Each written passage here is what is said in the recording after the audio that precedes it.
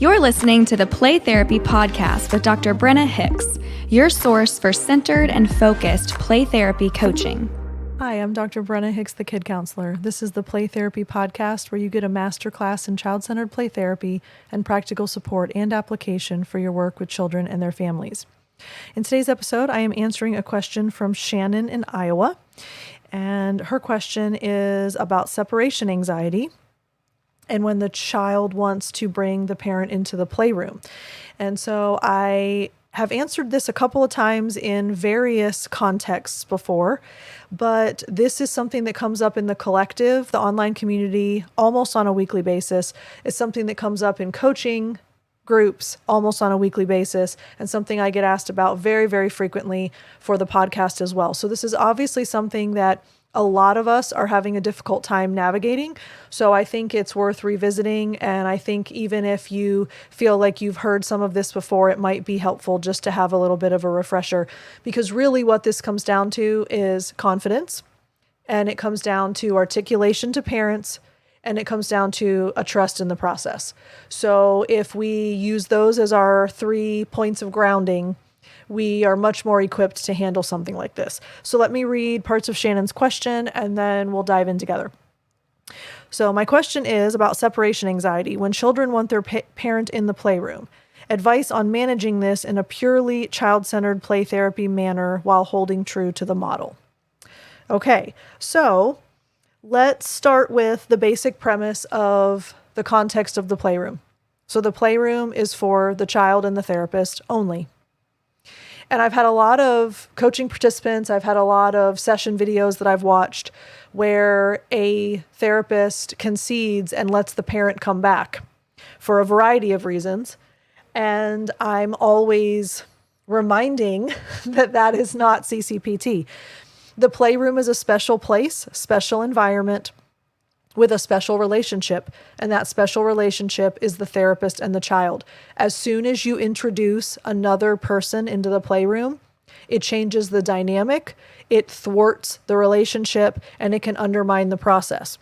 So we always, absolute on purpose, want to make sure that we are adherent to the playroom threshold door being the line where parents do not come into the play session. Now, the only caveat would be if the session is already over and the child wants to show their parent something that they made, something that they did. For example, you can't bring a sand tray out into the lobby with you.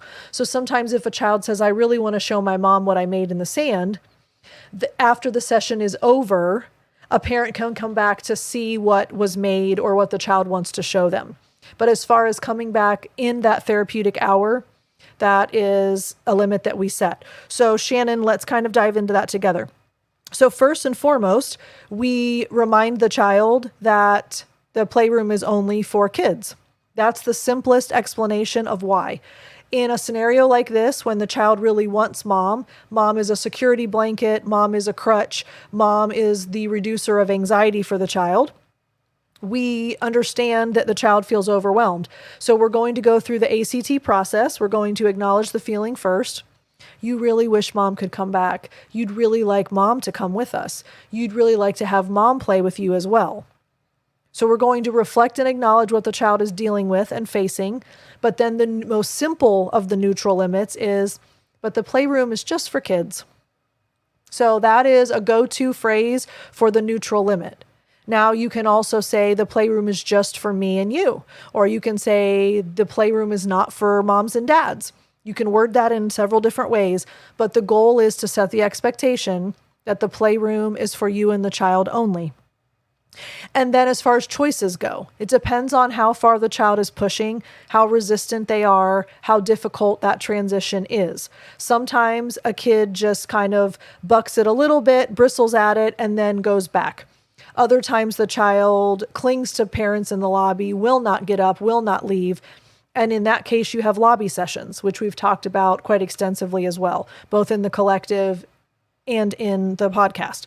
So lobby sessions are always what our next step is if the child refuses to come back without mom. But then we address that with parents in a subsequent email to follow up after the fact. But as far as choices that go with the limit, it would be helpful to give the child a choice of involving parents in something else. So you can choose to have mom wait outside in the car for you, or you can choose to have mom wait in the lobby for you. Which do you choose? Okay, now we're returning some control of where parent waits for child. Or you can choose to have mom walk you to the hallway door, or you can choose to have mom walk you to the playroom door. Which do you choose? Etc. So now you're providing choices related to child feeling that they have some connection to a parent, but obviously the limit is upheld that the playroom is not for the child. And the follow-up email would make it very clear that that was healthy, appropriate, normal. We're basically trying to just neutralize and normalize what happened, because a lot of times parents will think if a child refuses to come back, that it was a failed play session.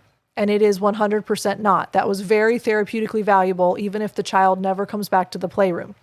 So we have to help parents understand that this is a normal part of the process, first and foremost.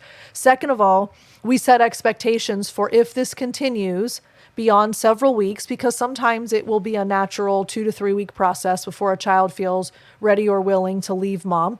But let's say we were to be 6 weeks in and child is still refusing to come back. In that scenario, then we would prep parents ahead of time in an email.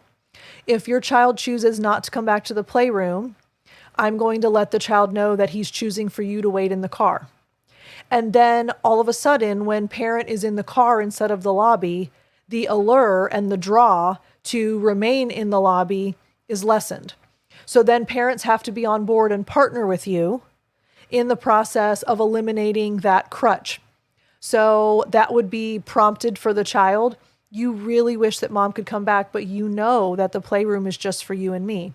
If you choose to come back to the playroom with me, you choose to have mom wait in the lobby. But if you choose not to come back into the playroom with me, you choose for mom to wait in the car. Which do you choose? And then you're taking away that drive to remain clingy to mom. And that helps with that transition into the playroom. And it doesn't matter what the child chooses. If the child chooses to remain in the lobby, then parent goes out to the car. But if the child chooses to come back, that is at that point, that is their decision that they are finally willing, ready, or able to come back. And I feel it's important to just remind everyone, we never ever force a child into the playroom. So please be mindful that if a child has separation anxiety and does not want to leave mom, does not want to come back with you. I mean, let's go back to what Landreth said in that book that I read earlier. You have to remember that you are a stranger to this kid. And this is a strange place, a strange environment, a strange building with a strange person.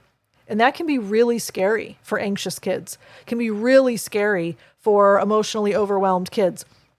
So there's a process. That's why we call it warm up and initiation, right?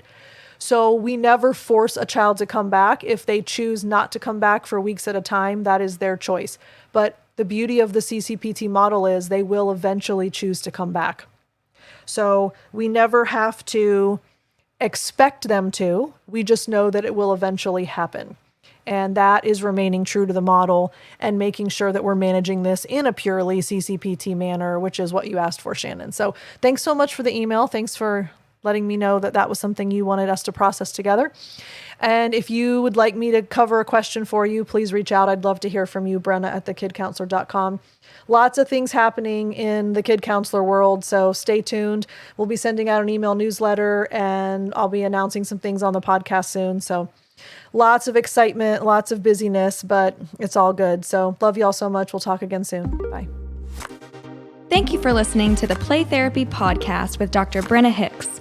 For more episodes and resources, please go to www.playtherapypodcast.com.